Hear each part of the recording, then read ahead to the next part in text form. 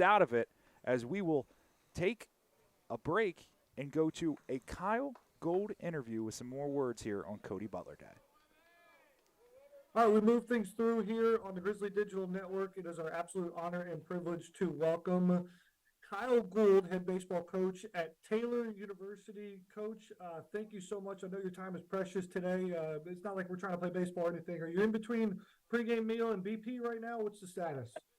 Well, Matt, I appreciate you having me on. I appreciate what Georgia Gwinnett's doing to honor Cody. This is the best thing I've heard this year, and what an amazing guy. And he loved GGC, loved GGC baseball, and everybody associated there. It's really special what you guys are doing. Yeah, we're certainly honored, and it's our privilege. We're glad to do it, to be perfectly honest with you. Through the grapevine, obviously through the NAI baseball community, we have a relationship, but I've learned recently that you've had a really close relationship with Cody. Explain to me how that started and the impact Cody had on you.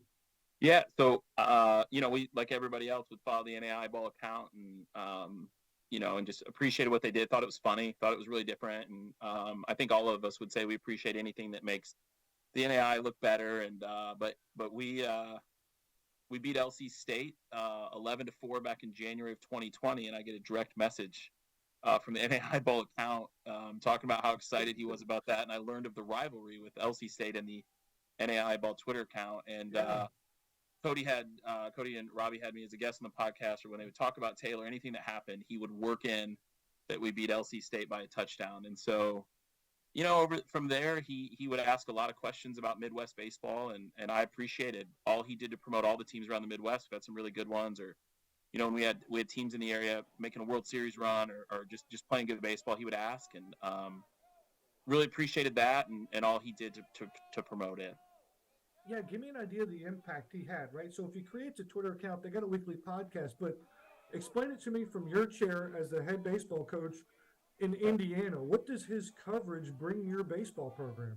Yeah, I think he just made it a little more mainstream. I mean, you'd see some of these Division I baseball writers like retweeting him or following his news, but I think anyone in the NAI would say you have to explain who you are a lot. And I think Cody made it a little more mainstream, and he made it, number one, he made it more fun for the players. When they did something good or hit a big home run, like they would push it out. It didn't matter if you were a blue blood like Georgia Gwinnett or a program in the middle of nowhere that, no one's ever heard of. Like Cody would push it out, and quite honestly, if things weren't going well, he'd push that out too. He'd let you know.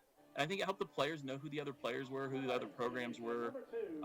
And then, the podcast was just always fun. And I think it just made the players feel like it was a bigger deal. And I think the parents could follow it a little bit better. And I just think he made NAI baseball more fun. And that's what I really appreciated about him.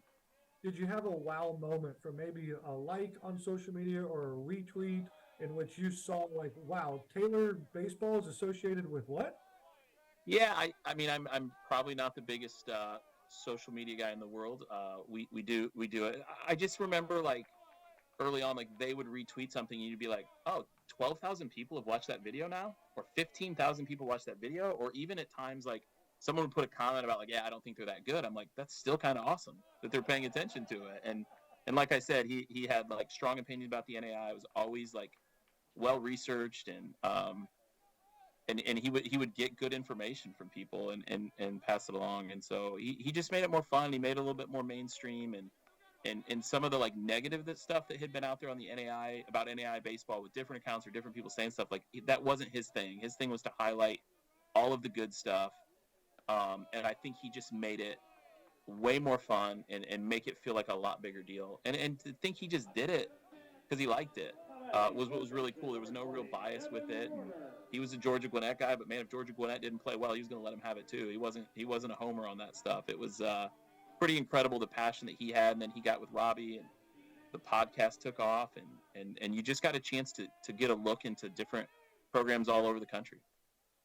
And so, absolutely, here on Cody Butler Day, we're glad to have you on. I know you're super busy, so thank you so much for your time. It's super valuable. As we kind of log off here, what's something that you miss from Cody, or what's that legacy he's going to leave behind that you're always going to remember when somebody says Cody Butler, this is going to come to mind? Man, I think it's just like the passion and the knowledge that he had for it. And you know, there's a lot of other guys out there that were closer to Cody, but anytime I get a message from him or you'd listen to the podcast, like he would pull stuff out. It was just really incredible. And I remember so many times he'd say something about a team or this or that, and we'd play him, and I'd be like, my God, how does Cody know that?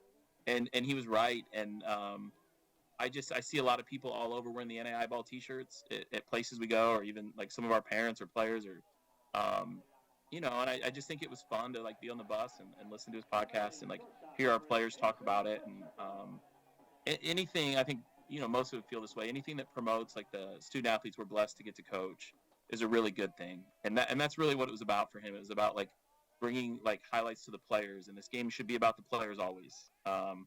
And he just had a great feel for that. And I miss that. And I do miss the jabs at LC State. I do. So he, I'm sure yeah. we can find others. I'm sure there's other people that sure share there's that others, common interest with you. but man, Cody was such like a positive, upbeat guy until we turned to that. But he was really funny about it. And so I just, you know, we just got this really short glimpse into his life, this little weird NAI ball fetish thing he had going. And I know his, you know, he obviously, you know, someone like that comes from a great family, like someone raised him. And so I think just want to pass along the condolences to his family. We just got this fun little look into his life, but you know, but they're dealing with a loss and a hole in their life that will never be filled. And we continue to pray for them and hope they're blessed by Matt, by what you and GGC and the great people they are doing. And yeah, just happy to be a part of it. And we love Cody and we miss him, and hope his family's as well as possible. Perfectly put, Kyle. Thank you so much for your time here. Good luck today out on the diamond in the competition. And we saw you earlier this year, and I feel like it was just yesterday, and I can't wait to cross paths with you again. All right. Thanks, Matt.